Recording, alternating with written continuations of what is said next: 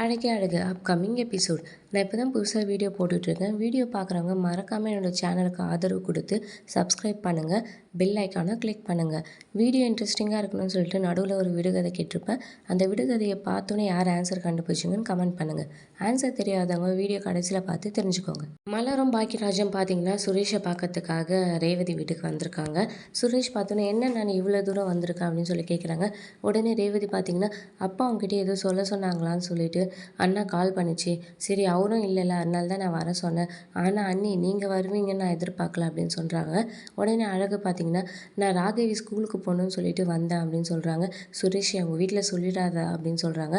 சுரேஷும் சரி அண்ணி நான் சொல்ல மாட்டேன் அப்படின்னு சொல்கிறாங்க. உடனே பாக்கியராஜ் பார்த்தீங்கன்னா என்ன ஆச்சுடா தலை இவ்வளோ பெருசாக வீங்கிருக்கு, ஹாஸ்பிட்டலுக்கு எதனா போகலாமா அப்படின்னு சொல்லி கேட்குறாங்க.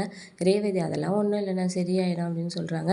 உடனே அழகு பார்த்தீங்கன்னா எல்லாரும் திரும்ப திரும்ப அதை பற்றியே பேசாதீங்க, பாவம் அவருக்கும் ஒரு மாதிரி இருக்கும்ல அப்படின்னு சொல்லிட்டு அவங்களே பார்த்தீங்கன்னா கட்டில் மேலே எப்படிடா விழுந்த, வேற எங்கேயாவது அடிபட்டுச்சா அப்படின்னு சொல்லிட்டு கேட்குறாங்க. உடனே பாக்கியராஜ் எங்களை கேட்க வேணாம்னு சொல்லிட்டு நீயும் திரும்பவும் அதையே கேட்குற அப்படின்னு சொல்லி கிண்டல் பண்ணுறாங்க. ரேவதி பார்த்தீங்கன்னா சரி இருங்க நான் போய் காஃபி போட்டு எடுத்துகிட்டு வரேன் அப்படின்னு சொல்கிறாங்க.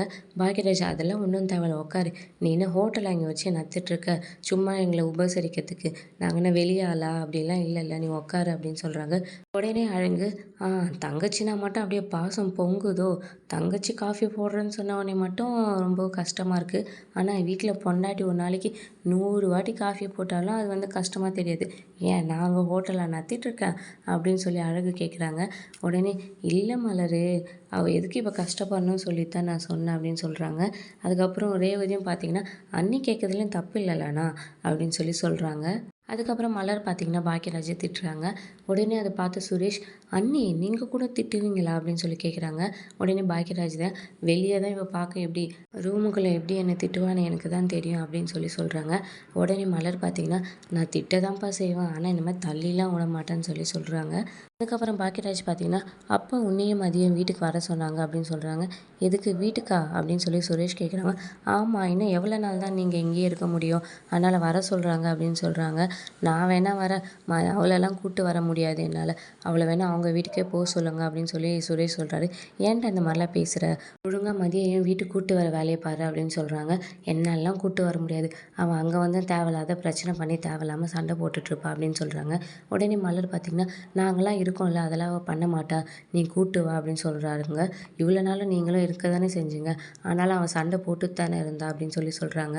அதுக்கப்புறம் ரேவதியை உனக்கு என்ன தண்டா பிரச்சனை, ஒழுங்காக அவளை கூப்பிட்டு போ, உங்கள் மாமா பேச்சை கேட்டுட்டு நீ எல்லாத்தையும் பண்ணிகிட்ருக்காத அப்படின்னு சொல்லி சொல்கிறாங்க. உனக்கு கல்யாணம் நடக்கும்போதே உனக்கு பிடிக்கலன்னா நீ பிடிக்கலன்னு சொல்லியிருக்க வேண்டியதானே அப்படின்னு சொல்கிறாங்க. மாமா பேச்சு எப்படிக்கா நான் மீற முடியும் அப்படின்னு சொல்கிறாங்க. பிடிக்கலன்னா மீறி தாண்டா ஆகணும், இப்போ பார் நீ தானே கஷ்டப்படுற, ஒழுங்காக அவளையும் கூட்டிகிட்டு போ அப்படின்னு சொல்லி சொல்கிறாங்க. அதுக்கப்புறம் பார்த்திங்கன்னா மதியை காமிக்கிறாங்க. மதி காலேஜில் பசங்கிட்டலாம் பேசிகிட்டு இருக்காங்க. என்ன எல்லாம் இங்கே நின்று அரட்டில் அடிச்சிட்டு இருக்கீங்க, எக்ஸாம்ஸ் வருது ஒழுங்காக படிக்கிற வேலையை பாருங்கள் அப்படின்னு சொல்கிறாங்க. என்ன மேம் நீங்களும் எல்லாம் மற்ற மிஸ் மாதிரியே பேச ஆரம்பிச்சிட்டிங்க அப்படின்னு சொல்கிறாங்க.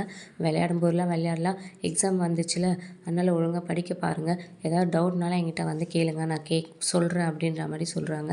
உடனே அந்த டைம் வாட்ச்மேன் வந்து பார்த்திங்கன்னா உங்களை பார்க்கறதுக்காக உங்கள் அம்மா வந்திருக்காங்க, கீழே வெயிட் பண்ணிகிட்ருக்காங்க அப்படின்னு சொல்கிறாங்க. மதியம் உடனே அங்கேருந்து வராங்க. என்னம்மா நீ இவ்வளோ தூரம் வந்திருக்க அப்படின்னு சொல்லி கேட்குறாங்க. இல்லடி உன்னை பார்க்க தான் வந்தேன், நீ எப்படி இருக்கன்னு பார்க்கறதுக்காக தான் வந்தேன், நம்ம வீட்டில் தானே இருந்தேன், எதுக்கு நீ உடனே போலீஸ் ஸ்டேஷனுக்குலாம் போனேன், நம்ம வீட்டிலே இருந்திருக்க வேண்டியது தானே அப்படின்னு சொல்கிறாங்க. அம்மா அதெல்லாம் விடுமா, அதை பற்றி இப்போ பேச வேணாம் அப்படின்னு சொல்கிறாங்க. சரி பரவாயில்ல நீ நம்ம வீட்டுக்கே வா அப்படின்னு சொல்கிறாங்க. ஒரு 4 நாள் இருந்துட்டு போ அப்படின்னு சொல்கிறாங்க. 4 நாள் கழிச்சு நான் திரும்பவும் அங்கே தானேம்மா போகணும், பரவாயில்ல இருக்கட்டும் நான் அங்கேயே இருக்கிறேன் அப்படின்னு சொல்கிறாங்க. நான் உங்கள் வீட்டுக்கு தான் வந்து பார்க்கலான்னு பார்த்தேன், நீங்கள் மாமியார் வீட்டில் இருந்திருந்தால் கூட நான் வந்திருப்பேன், ஆனால் தங்கராஜ் வீட்டில் இருக்கிறேன்னு சொன்னாங்க, அதனால தான் நான் இங்கே வந்து பார்த்தேன், உனக்காக சாப்பாடெலாம் செஞ்சு எடுத்துகிட்டு வந்திருக்கேன் அப்படின்னு சொல்கிறாங்க. எதுக்குமா இப்போ நீ அதெல்லாம் செஞ்சு எடுத்துகிட்டு வந்த, இல்லடி உனக்கு பிடிச்சதான் செஞ்சு எடுத்துகிட்டு வந்திருக்கேன், சாப்பிடு, தெரியாமல் உனக்கு அந்த கல்யாணம் பண்ணி வச்சிட்டோம், நீ எவ்வளவோ வேணாம் வேணான்னு சொன்ன, நாங்கள் தான் கேட்காம பண்ணி வச்சிட்டோம், எங்களை மன்னிச்சிடு மதி, எங்களால் இப்போ நீ தான் கஷ்டப்படுற அப்படின்னு சொல்கிறாங்க. அதெல்லாம் ஒன்றும் இல்லைம்மா, நான் என்ன தான் கஷ்டப்பட்டாலும் அந்த கஷ்டத்துலேருந்து நான் மீண்டு வந்துடுவேன், உங்கள் பொண்ணை நீங்கள் ரொம்ப தைரியமாக தான் வளர்த்துருக்கீங்க அப்படின்னு சொல்லிட்டு மதி சொல்கிறாங்க. அதுக்கப்புறம் பார்த்திங்கன்னா மதியும் அவங்க அம்மாவை ரொம்ப ஃபீல் பண்ணி கட்டி பிடிச்சிலாம் அழுகுறாங்க. அதுக்கப்புறம் அவங்க அங்கேருந்து கிளம்பிடுறாங்க. அதுக்கப்புறம் பார்த்திங்கன்னா அழகு காமிக்கிறாங்க. அழகு பார்த்திங்கன்னா அவங்க அம்மா கிட்ட ஃபோனில் பேசிகிட்டு இருக்காங்க. அவங்க அம்மா இந்த மாதிரி உன் தம்பிக்காக பொண்ணு பார்க்க போகிறோம்டி அப்படின்னு சொல்கிறாங்க. உடனே அழகு, என்னம்மா திடீர்னு பொண்ணுலாம் பார்க்க போகிறேன்னு சொல்கிறீங்க? இல்லடி பொண்ணு பார்க்கலான்னு ஆரம்பிச்சிருந்தோம், அதுக்குள்ளே உங்கள் சித்தப்பா பார்த்தீங்கன்னா ஏதோ ஒரு பொண்ணை சொன்னார், ரொம்ப நல்ல இடம் அப்படின்னு சொன்னார் அப்படின்னு சொல்கிறாங்க.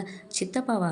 சித்தப்பா இதெல்லாம் நம்மளுக்கு நல்லதெல்லாம் செய்ய மாட்டாரே அப்படின்னு சொல்லி அழகு சொல்லிட்டு இருக்காங்க. இல்லடி அவராக தான் வந்து சொன்னார், ரொம்ப நல்ல இடம் எதுக்கோ போய் பாருங்க அப்படின்னு சொன்னாங்க. தம்பியும் எனக்கு இப்போலாம் கல்யாணம் வேணான்னு சொல்லிட்டு இருந்தான். சரி சித்தப்பா சொன்னாருன்றதுக்காக சரி நான் வந்து பார்க்குறேன், எனக்கு பிடிச்சிருந்தா நான் பண்ணிக்கிறேன், இல்லைன்னா வேணாம் அப்படின்ற மாதிரி சொல்லிட்டான். அதனால் நம்ம போய் பார்க்கணும், நீ கண்டிப்பாக வருவல அப்படின்னு சொல்கிறாங்க. கண்டிப்பாக வருவம்மா, நான் வராமல் எப்படி அப்படின்னு சொல்லிட்டு ரொம்ப நேரமாக அவங்க பார்த்தீங்கன்னா அவங்க அம்மா கிட்ட ஃபோன் பேசிகிட்டு இருக்காங்க.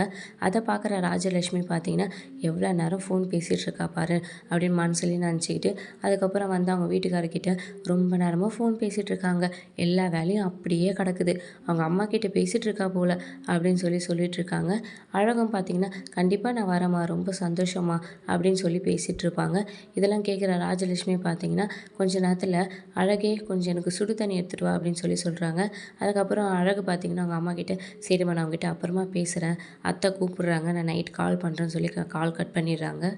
இன்றைய விடுகதை: உயரத்தில் இருப்பிடம், தாகம் தீர்ப்பதில் தனியிடம், அது என்ன?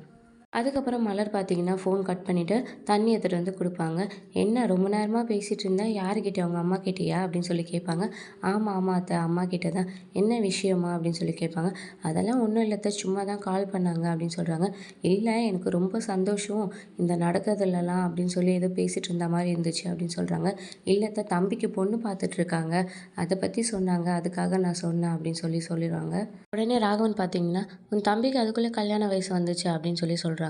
என்னோட ஒரு வயசு தான் அவன் சின்னவன் மாமா அப்படின்னு சொல்கிறாங்க. இருந்தாலும் அவனுக்கு ஒரு நல்ல வேலை இல்லையே அப்படின்னு சொல்கிறாங்க. மாமா அவன் இப்போ ஒரு நல்ல வேலைக்கு தான் போயிட்டுருக்கான் அப்படின்னு மலர் சொல்கிறாங்க. உடனே ராகவன் பார்த்தீங்கன்னா ஆனாலும் அது ஒரு கவர்மெண்ட் வேலை இல்லைல்ல அப்படின்னு சொல்கிறாங்க. அவனை எவ்வளோ எக்ஸாம்லாம் எழுதி ட்ரை பண்ணான், ஆனால் அவனுக்கு எதுவுமே செட் ஆகலை அப்படின்ற மாதிரி மலர் சொல்கிறாங்க.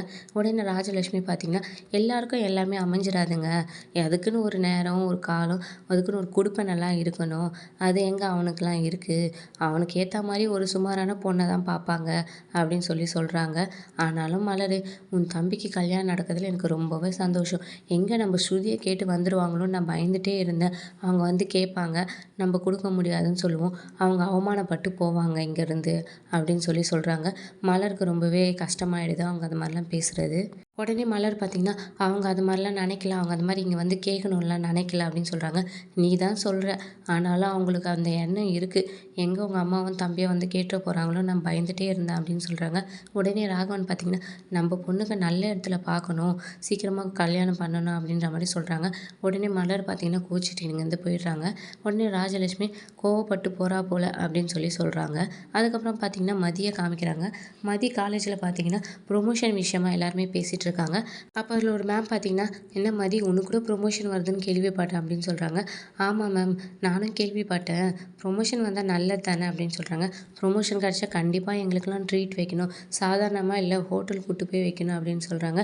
மதி அதில் என்ன இருக்குது, வச்சுட்டா போச்சு, ப்ரொமோஷன் கிடச்சா நம்மளுக்கு சேலரி இன்க்ரிமெண்ட் வரும், அப்புறம் எல்லா விஷயங்களையும் பார்த்திங்கன்னா நம்ம கொஞ்சம் நல்லாவே பண்ணலாம் அப்படின்ற மாதிரி சொல்கிறாங்க. ஆமாம் ஆமாம் அப்படின்னு பேசிகிட்டு இருக்காங்க. அதுக்கப்புறம் பார்த்திங்கன்னா தங்கராஜ் பார்த்திங்கன்னா மதியோட காலேஜுக்கு போய் அங்கே இருக்க ஹெட் மாஸ்டரை பார்க்குறாங்க. அவரும் உள்ளே கூப்பிட்றாரு. வாங்க வாங்க, என்ன இவ்வளோ தூரம் அப்படின்னு சொல்கிறாங்க. இல்லை உங்ககிட்ட ஃபோனில் பேசின விஷயத்த நேரில் பார்த்து கொஞ்சம் அழுத்தமாக சொல்லிட்டு போகலாம் அப்படின்ற மாதிரி சொல்கிறாங்க. உடனே அவர் பார்த்தீங்கன்னா மதி இந்த காலேஜில் பர்ஃபார்மன்ஸில் ரொம்பவே நல்லா பண்ணுறவங்க, எல்லா பசங்களுக்கும் பிடிச்சமான ஒரு டீச்சர், அதுவும் இல்லாமல் மற்ற டீச்சர்ஸ் கூடயுமே ரொம்பவே க்ளோஸாக இருப்பாங்க, அவங்க டீச் பண்ணுற விதத்துலேருந்து எல்லாமே ரொம்பவே நல்லாயிருக்கும், ஆனால் அவங்க விஷயத்தில் நீங்கள் சொல்கிற முடிவை என்னால் உடனே எடுக்க முடியல அப்படின்னு சொல்கிறாங்க. பரவாயில்ல, எங்கள் வீட்டு பொண்ணை பற்றி நீங்கள் இவ்வளோ பெருமையாக பேசும்போது கேட்கறதுக்கே ரொம்ப சந்தோஷமாக இருக்குது, ஆனாலும் அவங்களோட ஃபேமிலி சுச்சுவேஷன் சரியில்லை, அவங்க வீட்டில் யாருக்குமே பார்த்தீங்கன்னா மதி வேலைக்கு போகிற விஷயம் கொஞ்சம் கூட பிடிக்கல அப்படின்னு சொல்கிறாங்க. இதை பற்றி நீங்கள் மதிக்கிட்டே பேசியிருக்கலாமே அப்படின்னு சொல்கிறாங்க. நான் எவ்வளவோ பேசிட்டோம், ஆனாலும் அவங்க எங்கே கேட்க மாட்டேங்கிறாங்க அப்படின்னு சொல்கிறாங்க. அவங்கள வேறு நாங்கள் பர்மனெண்ட் பண்ண போகிறோம், அதுலேயும் முதல் பேர் அவங்க பேர் தான் இருக்குது அப்படின்னு சொல்கிறாங்க. உடனே தங்கராஜ் பார்த்திங்கன்னா அவங்கள நீங்கள் பர்மனெண்ட் பண்ணக்கூடாது அப்படின்ற மாதிரி சொல்கிறாரு. இது நான் மட்டும் எடுக்கிற முடிவு இல்லை, ஏன்னா இது எல்லோரும் சேர்ந்து எடுக்கிற முடிவு. இதில் என்னால் என்ன பண்ண முடியுமோ அது பண்ணுறேன். நீங்கள் கேட்டு என்னால் முடியாதுன்னு சொல்ல முடியாது. கண்டிப்பாக என்னால் முடிஞ்ச அளவுக்கு நான் ட்ரை பண்ணுறேன் அப்படின்னு சொல்கிறாங்க. தங்கராஜும் பார்த்தீங்கன்னா, கண்டிப்பாக உங்களால் முடிஞ்சதை என்ன பண்ண முடியுமோ அதை பண்ணுங்க அப்படின்னு சொல்கிறாரு. அப்படியே பார்த்தீங்கன்னா இந்த எபிசோட முடிக்கிறாங்க. இனி அடுத்தடுத்து வரும் விறுவிறுப்புகளையும் சுவாரஸ்யங்களையும் ஷார்ட் அண்ட் ஸ்வீட்டாக தெரிஞ்சுக்க மறக்காமல் என்னோட இந்த புது சேனலுக்கு ஆதரவு கொடுத்து சப்ஸ்கிரைப் பண்ணுங்கள், லைக் பண்ணுங்கள், கமெண்ட் பண்ணுங்கள், பெல் ஐக்கானை கிளிக் பண்ணுங்கள். விடுகதையின் விடை: இளநீர்.